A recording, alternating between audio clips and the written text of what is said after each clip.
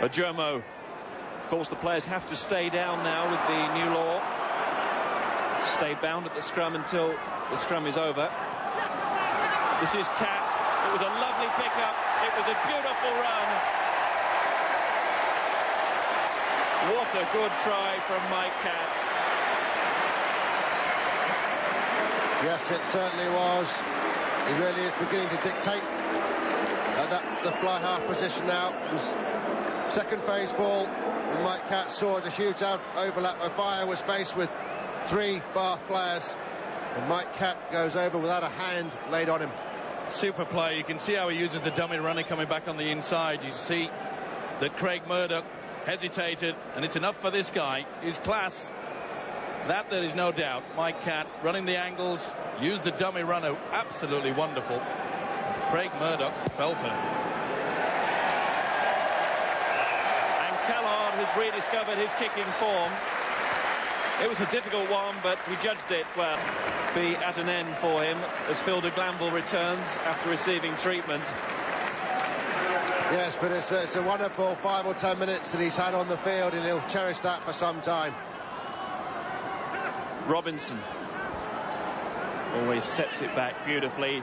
De Glanville straight back into the action. Still going, Phil de Glanville. That's a try. So strong in the challenge, Phil de Glanville. He's not a big man, but he's got great strength. Yes, he certainly has, and if he sees a gap, he'll go absolutely for it. Once again, the cover defence of Wigan hesitated. Robinson just deciding, a bit undecided as to whether to come in, stay out. What do I do? Betwixt and between, really. And de Glanville forces himself over. But here's John Callard. Oh, straight through the middle.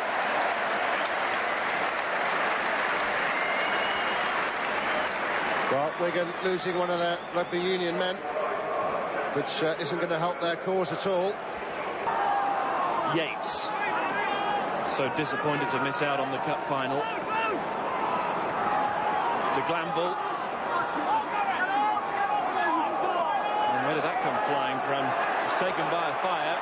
And the upshot could well be a clear overlap here for Wigan. Bradlinski has seen it. Henry Paul. Ofaya. Great chance here. He's got Murdoch with him. And Murdoch is going to go. And Murdoch is going to score.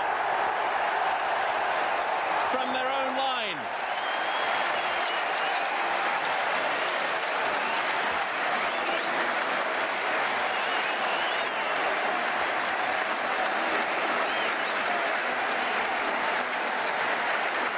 Well, they've waited a long time. It was good work right from behind their own sticks. And Paul back on the inside. Ofaya did the right thing. Good support play, though, by Craig Murdoch. And nothing was going to go and stop him. Determination there. He'll remember that for a long time. Craig Murdoch in at the corner. Martin Ofaya. It was good defence. They covered well, but they run out of numbers. Well done, the little halfback, Craig Murdoch. Great try, length of the field. Well, it doesn't matter what code you support, Union or League. That was a wonderful try from Wigan to go the whole length of the field. So it's Andrew Farrell with the conversion.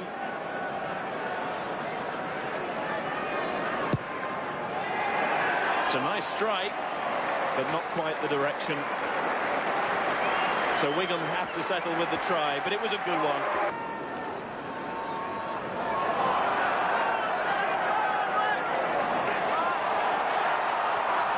Henry Paul. Farrell. Twickenham gets away from one, and he's still going. They'll never get him.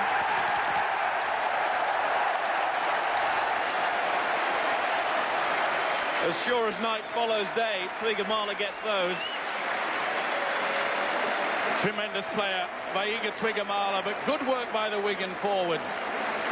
They got the ball, spun it out wide, took the risk. For such a big man, poetry in motion, and lovely step and the strength. Farrell was at a superb game. But there you can see the hesitation. The youngster On this occasion, no match for him. Just shrugs them away. Sheer strength there. But here you see where they've pinched the ball. Yes, but once it got back, there was certainly very much on, and Wigan knew it. It's the wide ball here. Now, as you freeze it there, look out. This man here, he's betwixt and between. He doesn't know whether to go for Twickenham or not. Takes a sensible option and doesn't, probably. But I tell you what, there's a few checkbooks around in Rugby Union at the moment. You're going to need an awfully big one to lure this chap away from Central Park, I would imagine.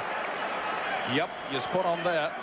He's probably the best in the world in both codes. Farrell successful with the conversion. Wigan have 12 points. Bath lead 39-12.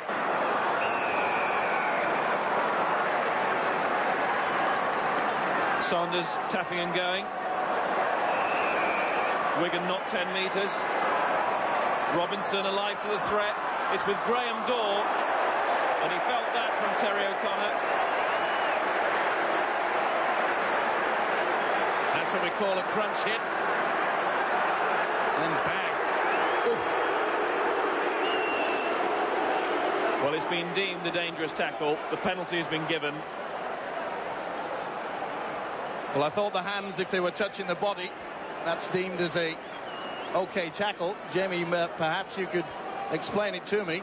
Well, you've got to use the hands to try and get hold of the body. That's the difference. That's what constitutes a tackle. And Bath took the scrum again from the penalty. They're without Adi Adebayo at the moment, who's down injured, but they probably won't need him if the forwards continue to do work like this. The referee has given the try. He was on the verge of giving a penalty try. But the try was given, and Bath have reasserted their dominance. Well, certainly not the way that this crowd wanted that. Graham Dorr has also come off as we watch Callard's kick drift wide. Robinson has a Jomo with him. He went forward. I think it's obviously getting a bit casual at the moment, but I think Bath would like to get 50 on the board. I'm sure they would. Robinson wanted. Get there, quick pass with Jomo. Paul running into the post, still finding Connolly. Here's Tuigamala, and here's Robinson, and he's away.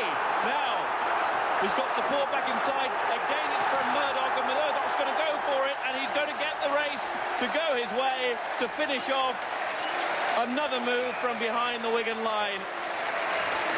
Oh yes.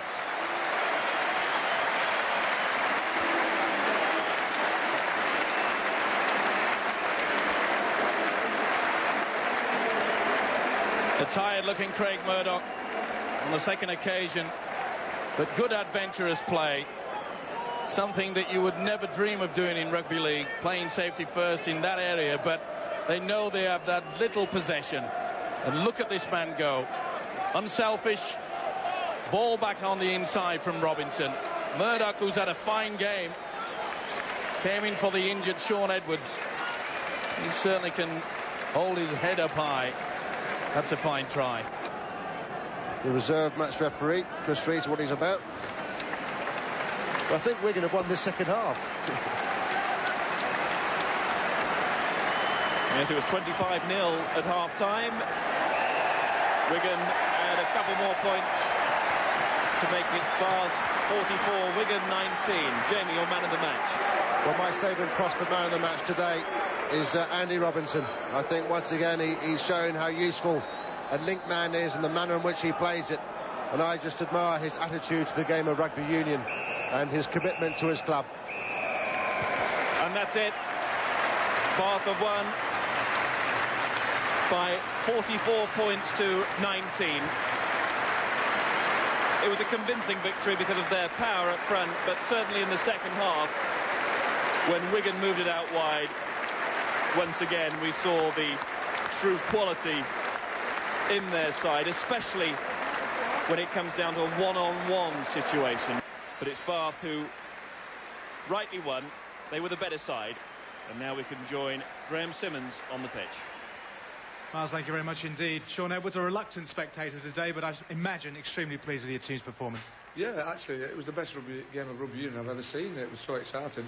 Maybe rugby union's not quite that exciting normally, but I think if one or two bunches of the ball could have gone our way, and certainly we've had a couple of games under our belts. Maybe we could have given Bath a run for money and maybe Ashland pushed them to winning the game. It was very much the same as Main Road in one instance, wasn't it? The longer the game went on, the better the foreign team, if I can use that word in inverted commas, got. Bath got better at Main Road, you got better here in the second half. Well, we got better today. I don't know if it was Bath who led us in the game, but certainly at Main Road we did ease off a bit because, you know, we didn't want to run the score up too much against Bath, but I don't think that was the case today. I think the Bath were trying their hardest all the way through, but we started to get a bit of ball, got grips of the game a little bit, and we got the ball out to our backs, and obviously they showed how exciting they can be. The backs really did prove a point today, didn't they? Well, I think so, and I think the fitness of the Wigan team showed quite through because it was a very fast game for Rugby Union because, due credit to Bath, they tried to keep the ball alive as much as possible and play attacking rugby. Where in a lot of the other games it seems to be a bit more stop-start. So that's due credit to Bath, but in the second half I think they probably paid for it because they started to tire where our lads were getting the second win and coming on strong. All right, thanks for your time, Sean. Miles, back to you.